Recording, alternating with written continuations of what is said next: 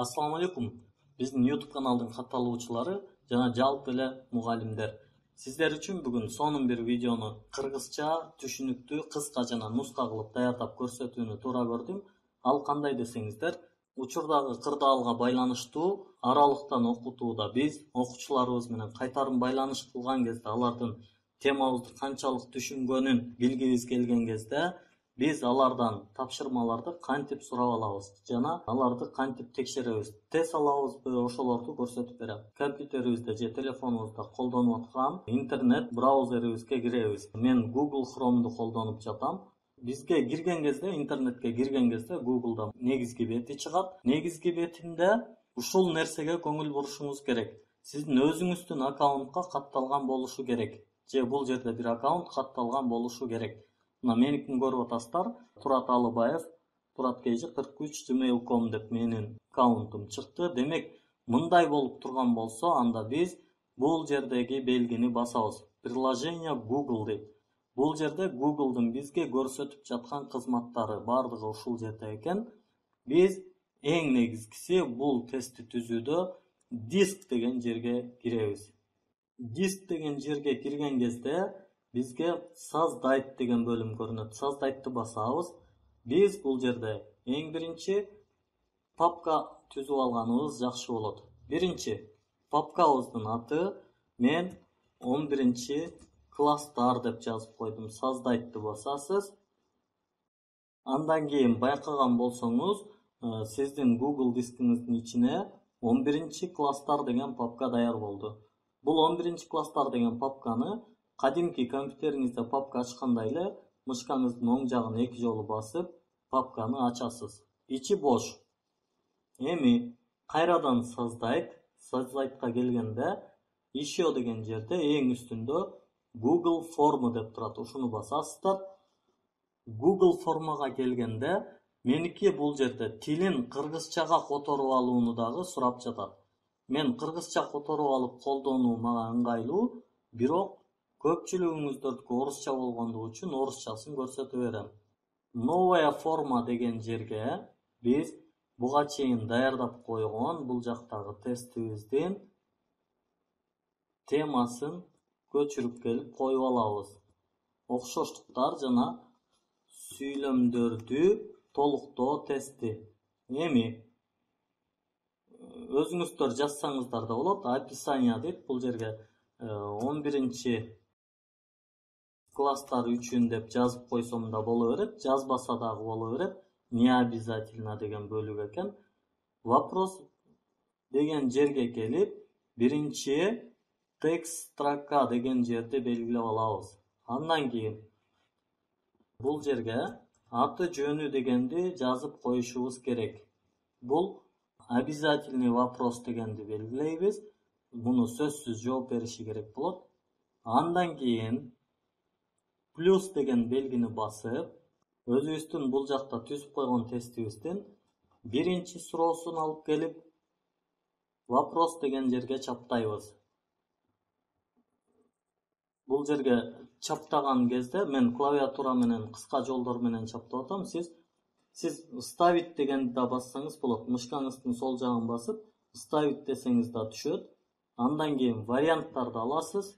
Аларды да көчүрүп алып туруп, вариант деген жерге келип таштасаңыз, 4 вариантты тең бул жерге алып келип берет. Андан кийин дагы бир жолу плюс дегенди басабыз. Биз кийинки сурообузду алып келебиз. Андан кийин дагы вариантын алып келебиз. Аны да коебуз. Мен мунун бардыгын түзгөндү сиздерге көрсөтүп турбайын, убактыңыздарды албайм.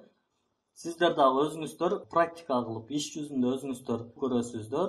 Мен болсо азыр кийинки бөлүмдү көрсөтө берем. Бул жердеги настройки деген бөлүмдү бассаңыз, ушул баракчасы чыгат. Собирать адреса электронной почты деген жерди белгилеп коесуз. Андан кийин тест деген бөлүмгө кирип, муну бул жака жылдырып коесуз. Сразу после отправки формы дейт. Параметры теста показать оценку дейт. Сразу после отправки теста дейт. Тестти тапшыргандан кийин дароо биле алат окуучу, же После ручной проверки десеңиз өзүңүз текшерип анан жибересиз. Биз сразу после отправки формы дегенди белгилеп туруп, сохранить дегенди басабыз. Ооба, биздин тестибиз түзүлдү, бирок бул жерде дагы бир нерсе бар. Тестке келген кезде ответы деген чыгат. Бул жерде өзүңүз туура жоопту белгилеп, балдык системасында коюп койсоңуз болот. Сурооңуздун татаал жеңилдигине карап, бул жерде балды каалагандай койсоңуз болот. Мен бардык тесттерим эле 2 балдык деп коем. Готово дейсиз да, кийинки тесттериңизге дагы барып, ушул ишти кыласыз. Готово дейсиз. Ооба, мен 2 гана тест түзгөн болчумун. Меники даяр болду. Бул жерден просмотр десеңиз, тестиңиз кандай болоорун шаблонун көрсөтүп берет. Муну жаап турабыз. Отправить дегенди басабыз. Электрондук почта аркылуу дагы отправить этсеңиз болот. Окуучуларыңызга жөнөтсөңүз болот. Же болбосо бул белгини бассаңыз, бизге мындай ссылка чыгат. Муну короткий URL деп коебуз. Кыскача ссылка берди бизге. Копировать деп. Мен бул копировать этилип алган ссылканы бул жактан өзүмдүн окуучуларыма жөнөтөм. Мен бул жактан өзүмдүн окуучуларыма даяр ссылканы жөнөтөм. Ссылка кетти. Менин окуучуларым бул тестти тапшырып бергенден кийин окуучуларыбызга бул ссылканы жөнөтүп койдук. Убакыт бердик, аларга түшүндүрдүк. Кайрадан биз убактыбыз өткөндөн кийин кадимкидей эле баягы эң башынан киргенде интернетибизге киребиз. Бул жактан Google дискибизге киребиз.